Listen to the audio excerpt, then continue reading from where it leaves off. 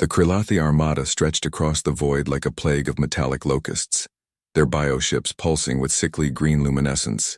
For 3 cycles they had laid siege to the Orion Collective's final stronghold. Confident in their inevitable victory, the galaxy's most feared predators had never known defeat. Commander Orla Chen stood on the bridge of the UHNS Indomitable, her dark eyes fixed on the tactical display. The holographic projection showed 847 Krilathi warships, each one a living nightmare of chitin and weaponized biology. Her crew worked in tense silence around her, waiting for the order that would either save billions or doom humanity's first major intervention in galactic affairs.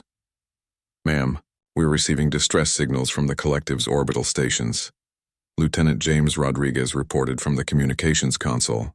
"They're asking why we haven't engaged. Their shields are failing." Orla allowed herself a thin smile. "Tell them to hold position. They're about to see what happens when you provoke Earth." The Krilathi had made their fatal mistake 6 months ago, when they had attacked a human medical frigate, assuming it was easy prey. They had tortured the crew, broadcast their suffering across subspace channels, and sent the wreckage back as a warning. They thought they were dealing with another weak species, suitable only for subjugation or consumption. They thought wrong. "All ships, transition to battle formation Ragnarok," Orla commanded. "Weapons free in 30 seconds. Behind the Indomitable, the rest of humanity's first expeditionary fleet materialized from slipspace. 300 warships, sleek and dark, moving with predatory precision. Unlike the organic chaos of Krilathi vessels, human ships were angular perfection, death sculpted from alloy and purpose. On the Krilathi flagship, War Master Thexcal's sensory stalks quivered with amusement. These newcomers were primitives, barely a century into space travel. His species had conquered solar systems when Earth's ancestors were still dwelling in caves. "Ignore the humans," Thexcal clicked to his subordinates. "Finish the Collective. We'll digest these upstarts afterward." That dismissal lasted exactly 12 seconds. James watched his tactical board light up like a Christmas tree as the fleet's AI coordination system achieved perfect synchronization. Target locks acquired across all vessels. Railgun batteries charged. Missile pods hot. "All ships report ready. Fire," Orla said quietly. The void erupted. Humanity had spent those 6 months doing what humans do best, turning grief and rage into innovation. Every weapon system had been upgraded, optimized, and rage-tested. The fleet didn't just open fire. It unleashed mathematical precision wrapped in fury.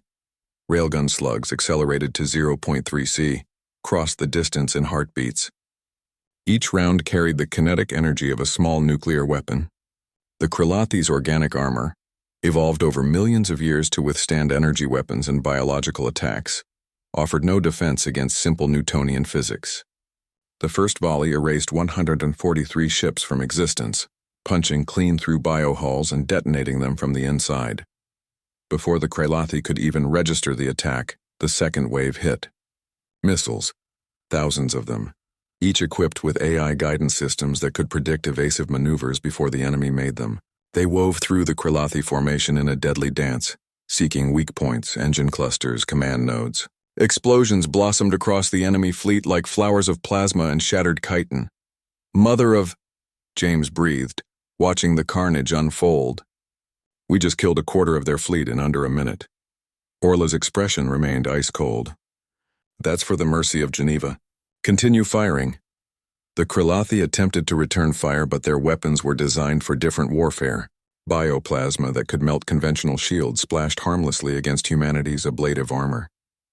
Parasitic boarding pods engineered to infest and consume enemy crews were intercepted by point defense systems and vaporized by the thousands.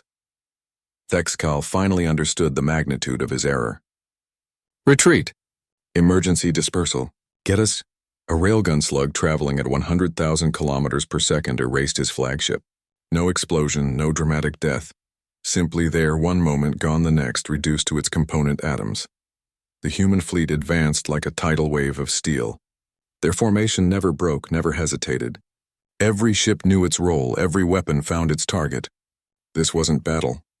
It was extermination executed with clinical efficiency. Orla watched as another cluster of Krilathi vessels tried to form a defensive perimeter. "Target that formation. Full broadside. Show them what happens when you underestimate human memory," The Indomitable and her sister ships rotated, presenting their full weapons array. For 5 seconds, the darkness between stars became brighter than suns. When the light faded, the Kralathi formation was debris. Enemy fleet cohesion at 34%, James reported. They're breaking formation, attempting to scatter. Don't let a single ship escape, Orla commanded. Deploy hunter-killer drones. I want every last one of them found and destroyed. Throughout human history, mankind had been called many things: primitive, emotional, reckless. The galaxy's elder races had viewed Earth as a backwater, its people as aggressive but ultimately insignificant. They had failed to understand one crucial fact. Humanity's greatest strength wasn't technology or numbers. It was the absolute, unwavering determination to make anyone who hurt them regret it. The battle, if it could even be called that, lasted 18 minutes. When it ended, the Kralathi Armada, the terror of the galactic West, undefeated conquerors of 37 species, ceased to exist. Not scattered, not defeated. Erased.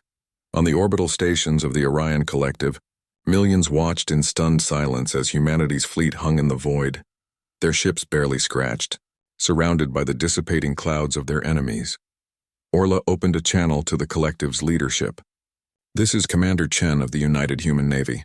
The threat has been eliminated. You're welcome. She paused, her voice hardening. And let this serve as notice to every species watching. Humanity protects its own. We don't start fights, but by God we finish them. James turned from his console, still processing what they'd just done. Commander, we eliminated an entire armada in less than 20 minutes. Orla nodded slowly, thinking of the mercy of Geneva's crew, of their final transmissions, of promises made to bring them justice. We did, and every species in this galaxy just learned an important lesson about humans. What's that, ma'am? We're not angry because we're strong, Orla said, her eyes still fixed on the debris field that was once humanity's tormentor. We're terrifying because we remember every wrong, every casualty, every drop of human blood spilled. She turned to face her crew, and we always collect the debt. The message spread across the galaxy at the speed of light, carried by 1,000 broadcasts and witness accounts. Humanity had arrived on the galactic stage not with diplomacy or trade, but with overwhelming, unstoppable force. The age of underestimating Earth was over.